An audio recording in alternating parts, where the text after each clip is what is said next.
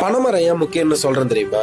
குருத்து சீவி கல் எடுப்போம், சுண்ணாம்பு தடவி பதனி எடுப்போம், பதனியை காய்ச்சி கருப்பட்டி எடுப்போம், கருப்பட்டியை நொறுக்கி நாட்டு சர்க்கரை எடுப்போம், காஞ்ச வாழையை வச்சு கூரை கட்டுவோம், வேலி கட்டுவோம், பச்சை வாழையை வச்சு விசிறி மட்டை செய்வோம், பச்சை மொளையை பதப்படுத்தி ஓலைச்சுவடி செய்வோம், பச்சை மட்டையை வச்சு கார்த்தி சுத்துவோம், காஞ்ச கூக்கான வச்சு கார்த்தி கட்டுவோம், காஞ்ச மட்டையை வச்சு விறகரிப்போம், கோடை காலம் வந்தா நொங்கு திம்போம், முத்தன நொங்க பனம்பழத்துக்கு விட்டுருவோம், விழுந்த பனம்பழத்தை சுட்டு சாப்பிடுவோம், மீந்த பனம்பழத்தை கிழங்குக்கு போடுவோம், தோண்டன கிழங்கு அவிச்சு சாப்பிடுவோம், அடுக்கண கிழங்குல கொட்டையை உடைச்சு சாப்பிடுவோம், நீந்த கிழங்கு அடுத்த தலைமுறைக்கு ஒரு பனங்கண்ண நட்டுட்டு போயிட்டே இருப்போம், விழுந்த மரத்தை தலவாளத்துல பொலந்து கட்டுவோம், எழுந்த மரத்தை விளக்கேத்தி கும்பிடுவோம், வளர்ந்த மரத்தை தாய் தெய்வமா வணங்கின கூட்டண்டாயினாங்க. படகு கூட பனைமரத்திலேயே செஞ்சவங்கடா நாங்க. சேர மன்னர் குடிச்சின்னமா பனைமரம் தான் இருந்திருக்கு. பனம் பூவை பல மன்னர்கள் தன்னுடைய கழுத்துல மாலையா போட்டு வந்திருக்காங்க. இதெல்லாம் தாண்டி கடும் வறட்சியை தாங்கி தானும் வாழ்ந்து தன் மக்களையும் வாழ வைக்கிற தமிழருடைய தலைமரம். அது மட்டும் இல்லாம பல கோயில்களுக்கு இன்னமும் பனைமரம் தான் தலைமரமா இருக்கு. இவ்வளவு தாண்டி பனையபுரம், பனஞ்சேரி, பனந்தோப்பு இது போல ஊர் பேரையும் பனையோட சேர்த்து வச்சிருக்காங்கன்னா